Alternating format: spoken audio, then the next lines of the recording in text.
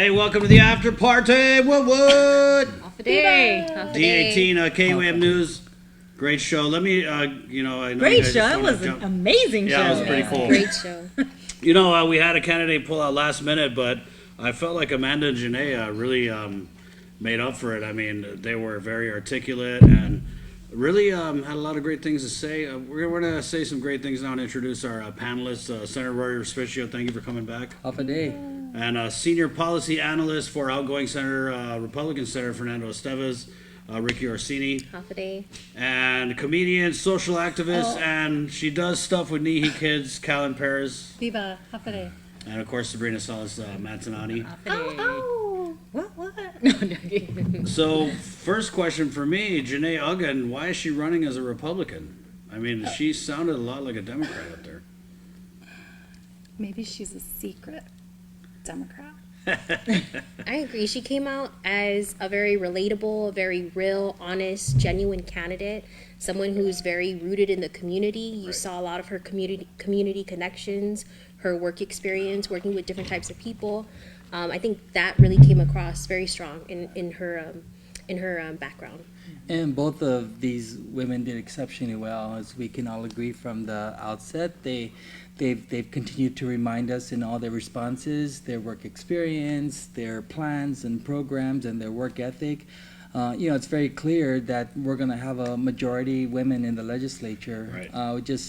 I just want to point out, though, that in the primary election, when you start voting on one side of the ballot, like if you like both these two women tonight, then you can't vote for both of them in the primary, or your vote will be That's spoiled. a great reminder. Yeah, so. And that's a big problem, talking with the Guam Election Commission. It just boggles my mind, and I'm not trying to say anything about the intelligence of the electorate, but they say that crossover voting in the primary is a legitimate and real life As problem. many as 4,000 ballots in a primary election. That's get just spoiled. insane. I mean, get it right. Or change the law. Yeah. I think, though, that they were both similar in their platform shows that maybe they're both a little bit more moderate in their views. It's not really like a left wing, right wing. And also the parties on Guam are different than in the States. So, of course, you're not going to see these vastly different platforms. But I thought they were both really great, really smart. And they didn't get any easy questions. Those questions were pretty tough. And their hard answers balls. were pretty specific in what they want to do, and that's what I think the election should come down to. It should really be who has not only the ideas but the experience and the wherewithal to implement those plans and programs. So They're really similar in a lot of what they were saying, but I think when we look at the types of campaigns they're running, it's night and day. I mean, Amanda Shelton, she's got some, I don't know who they are, but she's got some big supporters. She's got the huge nicest signs. signs. You know what I mean? Johnny Cool's her treasurer, right? Well, Amanda Shelton's dad's former Senator Sonny Shelton, and so she grew up in the party. in the party, in the political arena. But for those who know Amanda, she's a woman in her own right. So she's not trying to live within her dad's shadows and all his accomplishments. She's really taken a position and asking voters to recognize the work that she's done. Her brother is a PhD also, so kudos to their mom for having to really continue to upbring them in the kind of environment that they kind of grow up. Any child of a politician kind of grows up in that kind of environment, right? Yeah. So, I think also her experience and her work experience has allowed her to be more polished, and her Definitely platforms. very polished. Yeah, her platforms, obviously she's got it down pat, and she can explain it at the drop of a hat. Whereas Janae has this more kind of off the cuff, but still, like you said, very genuine. honest. Yeah, and There was that instant connection, I felt, with Janae. And, Yeah. I know Amanda. We all know Amanda Yeah. because of her work. Like she said, 5 years at the legislature, 5 years with Congresswoman Congresswoman Underwood, Congresswoman Berdalia. I don't know why that came out, but You've been watching House of Cards, right? But yeah, I was expecting to see her, come out as strong as she did, and she did. She's very articulate. And then Janae, you're right. She really just surprised me. And Yeah. You know what I it was good really to hear from her. want to see for Janae is the Republican Party. I mean, I know they got a new chairman, but a candidate like Janae who, at least on the surface, appears to be outside of that administration bubble. You kind of got to wonder, Rikki, and maybe you should answer this question first. How much support is she going to get from the party, and how much exposure is she going to get when she's not one of these overpaid special assistants who the administration kind of throws out there in Of front course, of the I news can't cameras. speak for the Republican Party. Right. You know, I'm very much a member of the Democratic Party. Right. But Janae, what she could bring to the Republican Party, you see this, it's a different kind of Republican candidate, that she's not what you'd expect. We all thought, you know, she'd most likely run under the Democratic banner, or, you know, we all had that question, like, why isn't she running under the Democratic banner? Right. She seems like somebody who's very rooted in the community, who's had a lot of experience with different types of people, someone who's very honest, genuine, real, passionate. That's what I got instantly from when she was speaking during her time. Yeah. So that's a good question. But I think I can recall from her Facebook page that I guess a lot of people did bring this up to her, and she said, you know, judge her on her character rather than her party affiliation. Right. And I think we can all agree that at the end of the day, you work for the people of Guam. Yeah. It doesn't Yeah. matter the letter that comes behind your name. It's as long as you recognize who you work for at the end But I of the day. think she's kind of, you know, following maybe in the footsteps of your boss, Senator Fernando. I mean, he's the guy who on paper is a Republican, but a lot of stuff that comes out of his mouth is a little more liberal. So Yeah. we'll see. Yeah. Well, I want to get into some of the comments that we have already on Facebook. And Jane Heyer, this was her comment on the candidates. They're both still very typical candidates with endless promises, and we all know the reality is 8 votes, not to what they want. What do you think about that? Jane's always got some critical stuff to say. She's a real critical thinker. And, you know, I mean, I got to say, on Amanda's part, I mean, I am a fan of Amanda, but a lot of what she said was just kind of, it was almost canned in some ways. Yeah. It was just you're right, typical candidate speak, you know what I mean, where they give these sound bites and try and cover, like her platform was, you know, the Monumco and like 20 million other things. The youth. Environment. The environment. The and Monumco, the youth, that's everybody, right? But Amanda was very specific on issues of GMH and solutions Yeah. that she Yeah. wants She's to experienced. continue her experience. Right. So I think part of, because of Amanda's exposure over the years, I think maybe she presents herself as someone that's not going to make empty promises and put out to the public that there are a lot of challenges, and these are how we got to this point. But if you notice, neither of those candidates were pointing fingers or looking back. And I'm very impressed also with Janae, where every answer that she was asked, she reached back to her experiences at Child Protective Services with the foster families, health. and so to answer the caller's comment, how do we know they're not going to make promises they can't keep? Well, because you know the kind of work that they're already doing. Right, and hey, it's a gamble. I mean, you vote for somebody, Yeah. you actually never really know. You know, And But, that kind of attitude makes people not want to vote. Right. And then that doesn't help at all. So, you know, So get out and vote, Jane. yeah, you better on, Jane. vote. And Jane, bring 5 of your friends to vote too, and do the research, watch all the shows, and vote for who you think is. And I like that about Amanda. I mean, she was really assertive, you know. Yes. I mean, She knew what she stood for. yeah, for sure. and she Yeah. brought up, she kept hammering that, yo, I've got the experience, Yeah. I worked here. I like that worked she there. underscored that, because Yeah. not too many people realize this. You can have a very ambitious legislative agenda, but you have to work with 14 other people. Yeah. The legislative body is a body of 15 people, and you have to know how to operate within that and work within that to get your legislative agenda passed. Right, right. So And I what- like that she underscored Yeah, that. and what Ricky's saying is, in the legislature, it's easy to say no, no to everything, but then it's tough to reach out across party lines and try to get to a consensus, and the magic number is 8. And I Right. just think both women tonight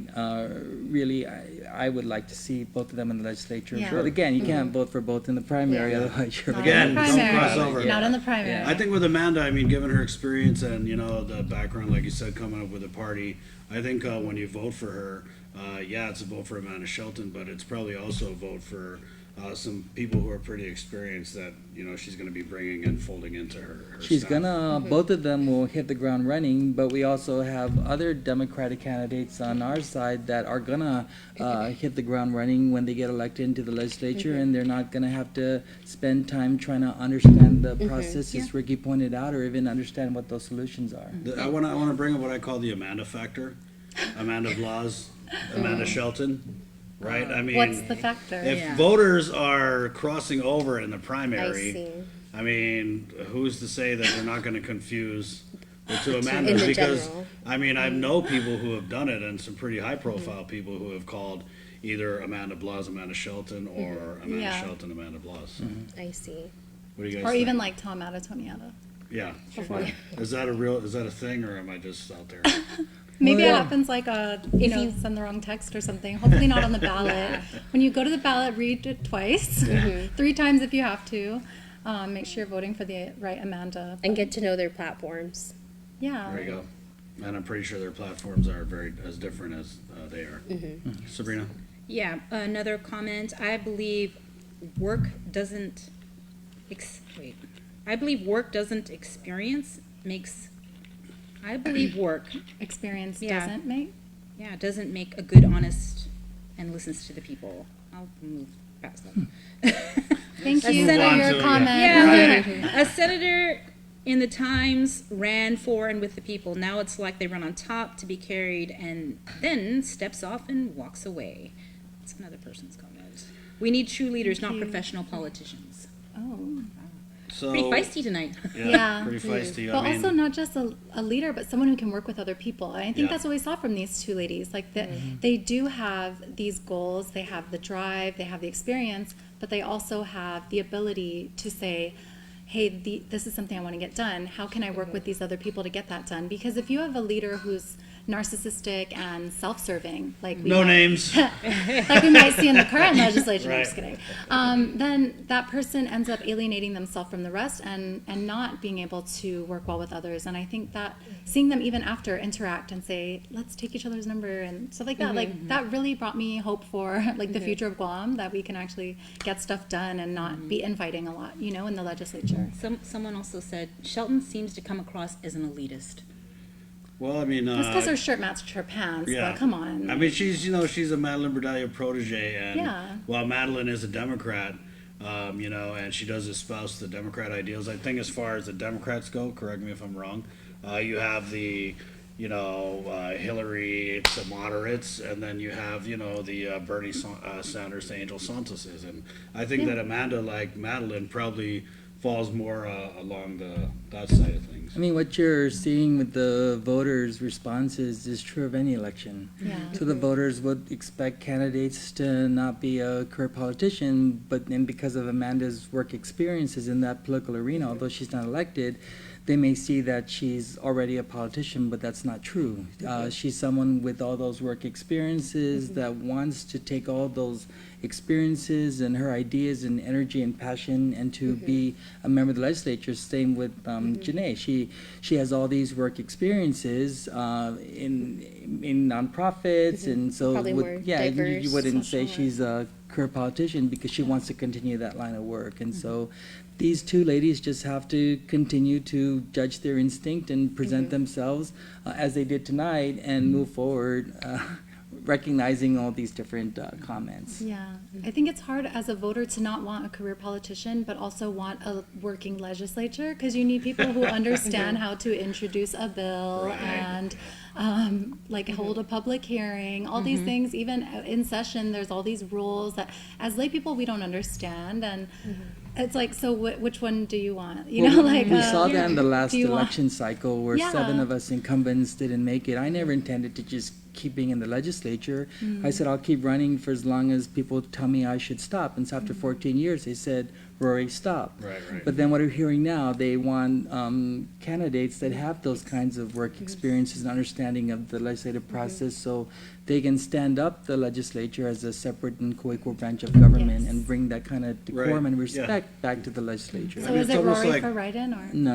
I think that I'm Amanda, past she that. comes in with more Thanks. experience than some of the new candidates from the last election. And I like the fact, like Yeah. tonight, when they asked her about the question about GMH, she already said one of the first pieces of legislation I'm going to introduce is a Yeah. tax credit or tax Yeah, credit. tax credit for big companies. Right. And I was- Dollar for dollar tax credit program. That's something that no one else has thought of or introduced even in the current legislation. So And working for Senator Dennis Rodriguez, who's the health chair, I mean, Yeah. I'm pretty sure she's, had that idea or, thought of it, and maybe Senator Dennis Rodriguez could use that idea before. But You better not steal it from her. I know. Because the future is female and Right. it's 2018. Yeah, time's up. that's I'm just- very real. I think, talking to a lot of people in the community, we see the next legislature a majority female. And I think it would be the first in the nation, not only the first time locally, but in the entire nation, it would be the first female local legislature.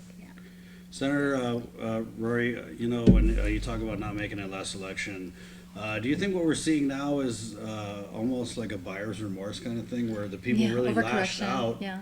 and they said, no, you know, hell, let the establishment burn. And now, after 2 years and dealing with, you know, who's to say that this crisis, you know, if it is a real crisis, I mean, we've got a bunch of, you know, freshman senators in there trying to figure things out, and maybe the people now feel like we need more institutional knowledge. I mean, I don't know. Well, you know, you just have to trust in every democracy, right? It's the will of the voters, and this is what the voters chose for that particular time. And this is why I wasn't a proponent of a 4-year legislature, and that senators should get to run every 2 years, so that if the voters say, hey, I like you, I want to give you a chance, then they turn around and say, I gave you a chance and I want to try something else. And so Yeah. you can't fault the electorate for feeling that way. And so with this election, I agree with everything that's being said, is that it's going to probably be a majority women in the legislature.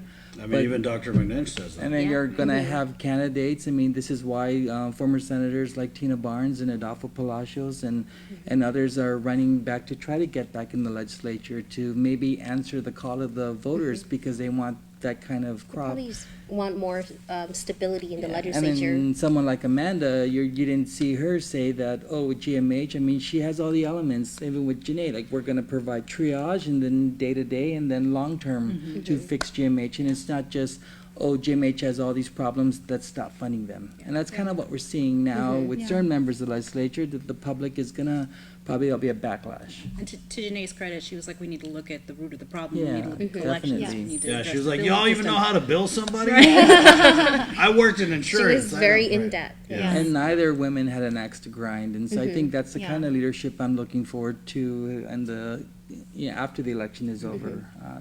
By the way, KM Dueña says, hey, Rory. Not sure who that Hello. is, but you have a fan. That's one. So I feel like Amanda Shelton is really sitting pretty right now. You know what I mean? I feel like she's got the machinery. Obviously, you know, she's picked up a lot working, you know, where she's been working. What does she have to do to kind of maintain full steam ahead? And is there anything that she could do that might harm her campaign? Well, what I'm seeing from Amanda Shelton's campaign is she has all the elements as well. She's doing door-to-door canvassing, she's doing social media, she's doing outreach, and Janae is doing that as well. And, you know, other candidates are doing that. So she has all the elements. Now she's just got to have to keep going out and ask for the vote. And that's one thing I share with all the candidates is, hey, you didn't ask for me to vote for you. And I think that's where they start to make the transition, and that's where they feel it's a little bit difficult to Yeah. put yourself out there is one thing, but then to say, You hey, gotta Chris, say can you it. vote Yeah. for me? Yeah, you gotta Yeah. pop the question. I Especially mean, for like the younger candidates or first time running, it's just not natural, you know, to bring that up. Unlike some of the ones we know who come to like funerals and stuff like Well, that. give you an They'll example, always like ask. the Lou and Josh campaign, they've been having village meetings for almost 20 months. We started out with listening tours, Yes. hearing from the people, and now they're out there. First couple of village meetings, we didn't see senatorial candidates come, even though they were given the invite. It wasn't until Lou and Josh actually called all the Democratic senatorial candidates to invite them and tell them, this is an opportunity to present yourself. You're under no obligation to endorse us. This is your chance to reach out.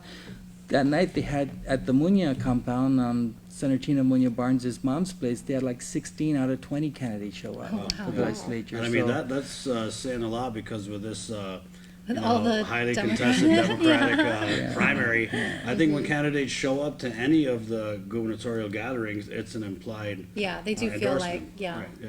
I'm endorsing this person by my presence here. Yeah, and then going back to popping the question and asking for the vote, I think the younger generation, and I mean even our generation, Bree, we feel like it's buzzkill. You know, you ever been at an event like, for example, the Philippine Independence Ball? Oh, yeah. Show up, having a good time, and here comes these politicians kissing everyone's butt, you know, like getting in there, got to shake everybody's hand, and you know, because we become cynical and we don't really believe in politicians, you know, as much anymore when it comes to talking, and then they pop that, hey, can you vote for me?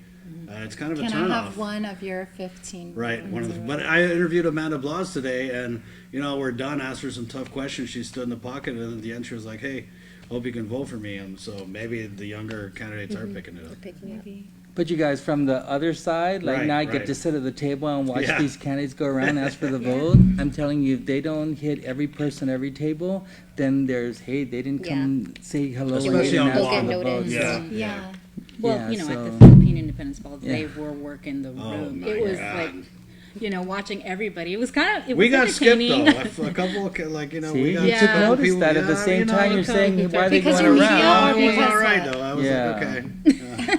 It's a very noticeable skipping one. And then if they're not wearing a barong, then they get dinged Oh, as well. geez. You Yeah, didn't, yeah, yeah. so- Well, that's their own Hey, that's the fault. life they chose. Yeah. Yeah. So what does Janae got to do? I feel like she's going both ways, working both sides of the aisle. That's probably a positive for her, and that's something you don't really see a lot of candidates do. Yeah, not before the primary usually.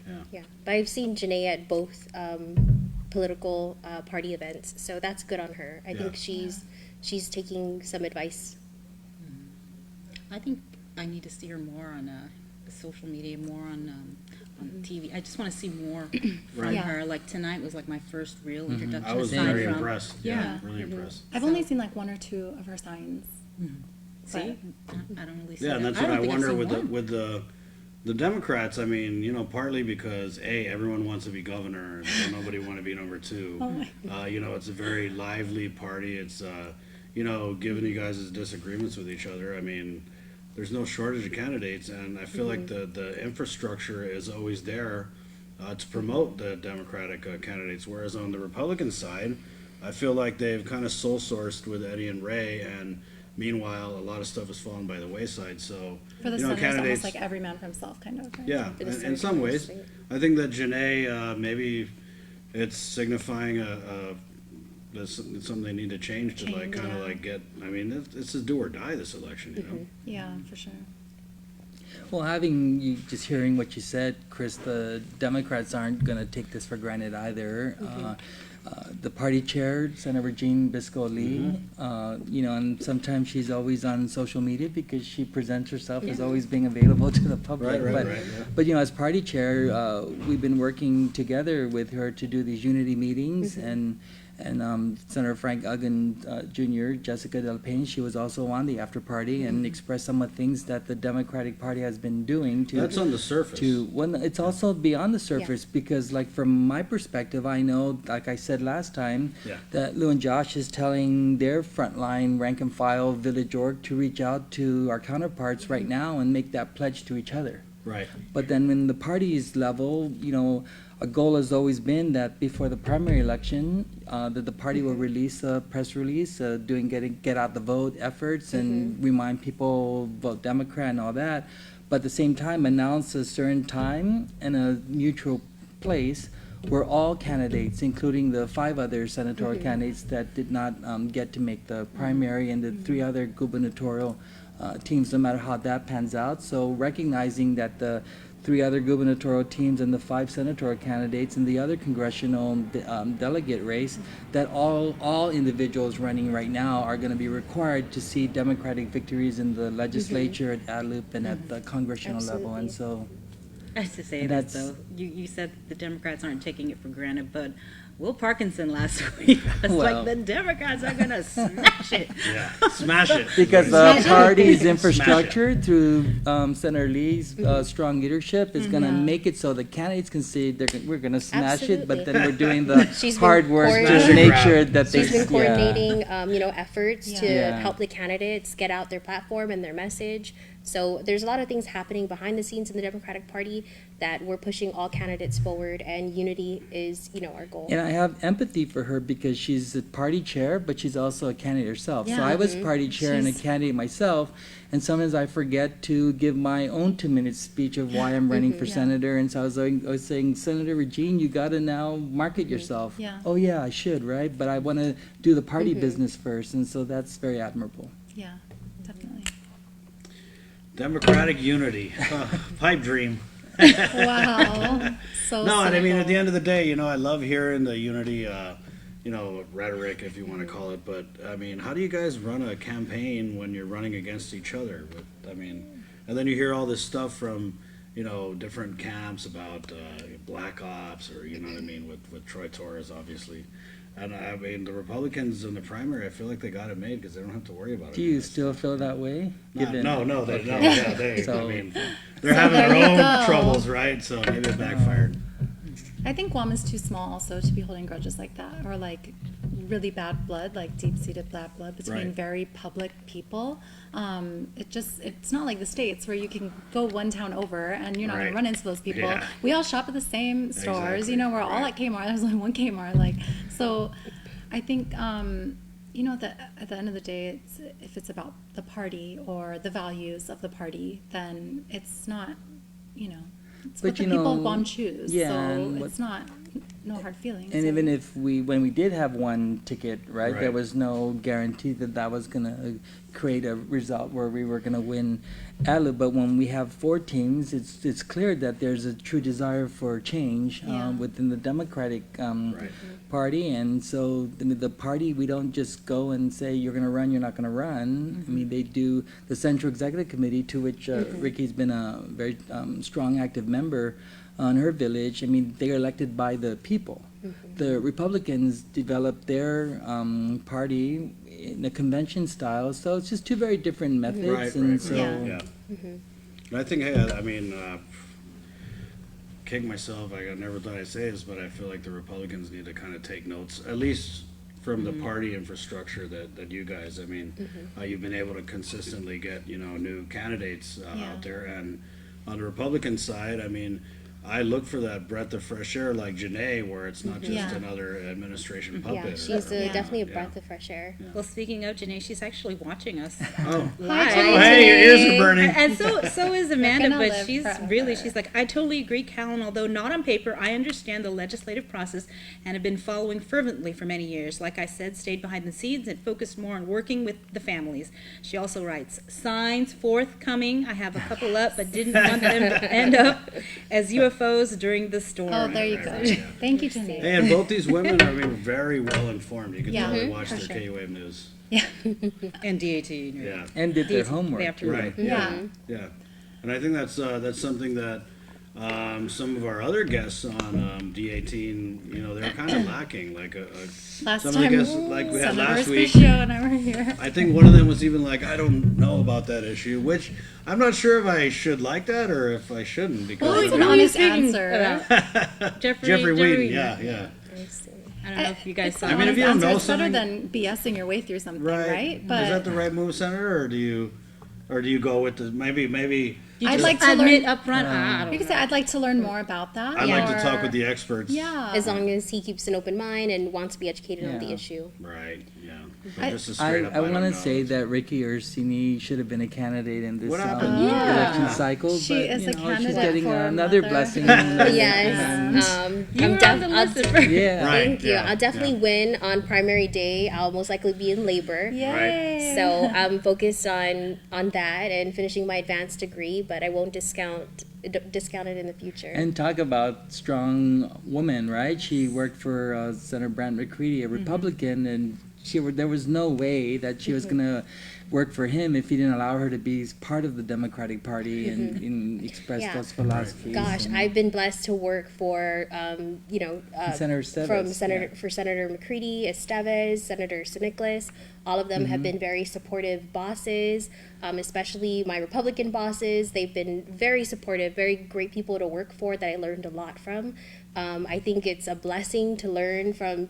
Having that experience working on the other side, they're just You great sure you're not people. spying for the Democrats, right? No. They're just overall great people. Right.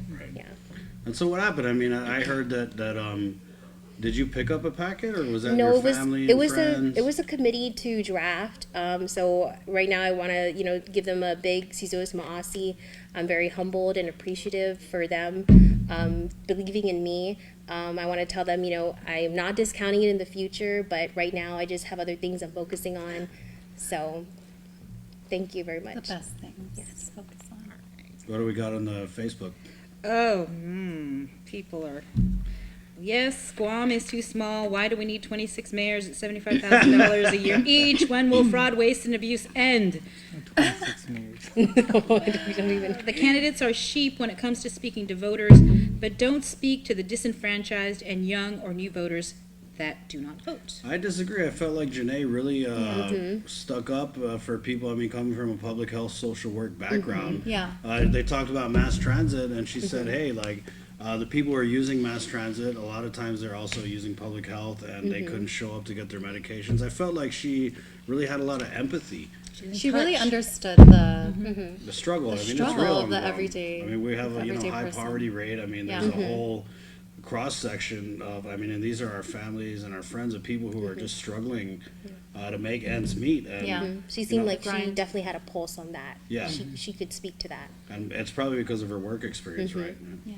Well, we are running out of time. You guys want to give your final comments on the candidates or just the election in general? I think Janae and Amanda did wonderful tonight. I really am so pleasantly surprised with Janae's answers. It's not my first time meeting her. I know her from my work in retail, but I'm glad that she's running, and I really hope to see a lot of women in the legislature this fall. Me too. I like both candidates. I know them personally. I think they did a great job presenting their platform and their backgrounds. I like to highlight, like what Senator Respicio said, if you like both of them, don't cross over in the primary because that is a big Important issue. reminder. Don't zigzag. Yeah, I agree. Yeah, there you go. Well, I'm not going to follow two women. I agree. I just want to say I want to see a lot of good candidates. You know, I mean, obviously everyone is saying, you know, we're going to get a lot of great women senators, and I think that's because this election we have the women candidates are really rocking it. I mean, they're just I can't really think of any male candidates who really stick out to me, and women are really just bringing it. So. Yes. We got to step up our game, guys. So the guests for next week's D18 tonight, we've got Celestin Babalta, Democrat, incumbent Senator Luis Muña, and Republican Ryan Calvo. There you go, guys. Well, we'll see some combination of maybe some of you guys or some different people next week. And you know, don't forget KUM News on Facebook.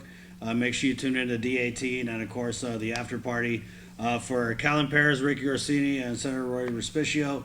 That's Sabrina Salas Mantonati. My name's Chris. Thank you so much for watching the after party. Hasta adios. Adios. Yes. Adjust.